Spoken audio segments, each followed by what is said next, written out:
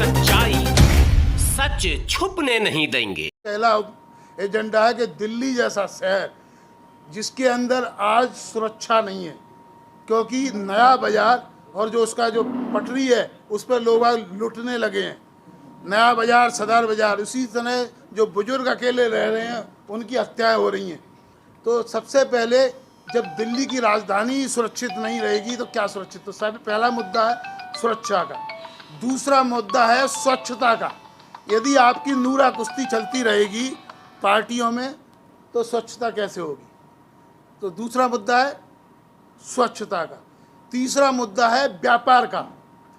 व्यापार के अंदर दोनों का मुद्दा है। व्यापार के अंदर एक तो दुकानदारों का एक मुद्दा ये हो रहा है, दोनों में संघर्ष चल रहा है, पटरी वालों में और दुकान वालों में।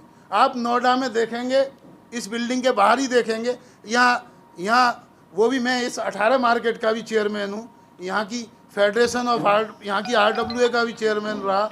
तब मैंने यहाँ फेडरेशन ऑफ RWA इकट्ठी की और यहाँ पर हर जगह स्टॉल बनाए गए हैं गवर्नमेंट की तरफ से, जिससे कि फुटपाथ वालों को दें, उनके लिए जगह निर्धारित की गई है।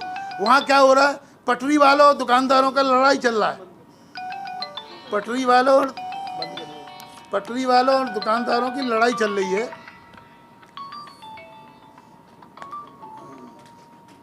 क्या लड़ाई चल रही है? वो दुकान वाले कहते हैं पटरी वाले नहीं बैठने चाहिए, और पटरी वाले कहते हैं भाई ये दुकानदार नहीं बैठेंगे, हम क्या करेंगे? और वो क्यों नहीं बना के दे रहे? वो इसलिए नहीं बना के दे रहे कि यदि हम बना के इनको ऑफिशियल यदि जगह दे देते हैं तो जो पुलिस वाले और म्यूनिसिपैलिटी वाले उनसे रिश्वत नहीं ले पाएंगे, उनसे जो हफ्ता वसूल नहीं कर पाएंगे।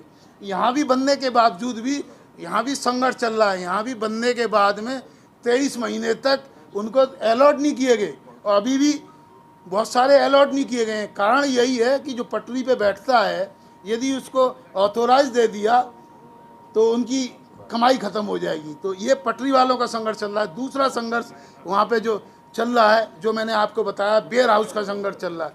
तीसरा जो है, क्योंकि बिजली के रेट कॉमर्शियल में इतने ज़्यादा कर दिए गए हैं कि इंडस्ट्री यहाँ से शिफ्ट हो रही है, बिजनेस भी यहाँ शिफ्ट हो रहा है, सड़कें सब जगह से तोड़ दी गई हैं, इंटरनेट का युग है। तो दिल्ली जो कि थोक बाज़ार था जहाँ पूरे हिंदुस्तान में सबसे सस्ता माल मिलता है, यदि वहाँ का लॉजिस्टिक ख़राब हो जाएगा, वहाँ का ट्रांसपोर्टेशन ख़राब हो जाएगा, रेलवे ख़राब हो जाएगी, तब क्या होगा?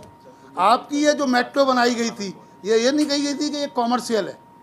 ये बताया गया था ये कि हम सस्ती सुविधा जन परिवहन के लिए की गई है। आज ऐसा रेट कर दिया गया है कि आपके मेट्रो में भी चलना दूभर है।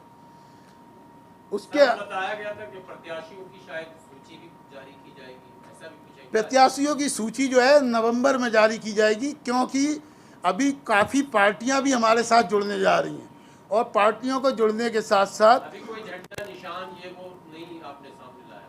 इसका जो है निशान तो हमारा ये शेर का निशान है, ये जो ऊपर बना हुआ है ये हमारा निशान है, और जो झंडा है ये भी नीले कलर का और सफ़ेद कलर का है। ये जो निशान बना हुआ है आपको लगा हुआ है, ये हमारा निशान है, ये हमारा झंडा है।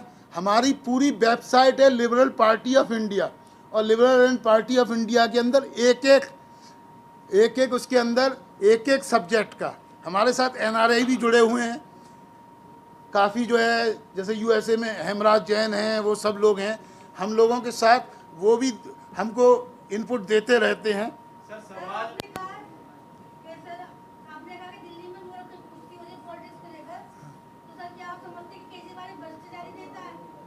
देखिए, हाँ, मैं भ्रष्टाचार इसलिए कहता हूँ जिसकी कथनी और करनी में फ़र्क है। उसने जिस दिन बलोनों में चलता था, जिस दिन शपथ ली मेट्रो में चला, उसके बाद में उसने घोषणा की कि हम कोई भी हमारा आदमी बंगला नहीं लेगा, केवल 1 या 2 कमरे के फ्लैट में रहेंगे। उसके बाद में पूरे हिंदुस्तान में सबसे ज़्यादा यदि MLA की तनख्वाहें बढ़ाई गई, वो बढ़ाई गई, उसका नंबर 1 में भ्रष्टाचार है।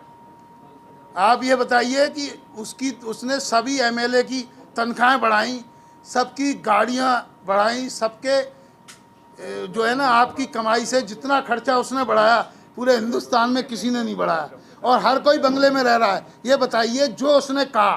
दूसरी चीज़ मैं बताता हूँ, मेरे पास रिकॉर्डेड है यहीं पर, जो सबसे पहला उसने कहा, उसकी किताब आई थी एक स्वदेशी के नाम से। पहली चीज़ कही थी, हम बीपीएल का विरोध करते हैं, हम सब्सिडी और इस भिखारी मॉडल का विरोध करते हैं। सबसे ज़्यादा पूरे हिंदुस्तान में सब्सिडी और लोगों को केवल उसकी आदत दिला के, हम चाहते हैं देश का हर युवा तरक्की करे, व्यापार करे और हम आगे बढ़ें।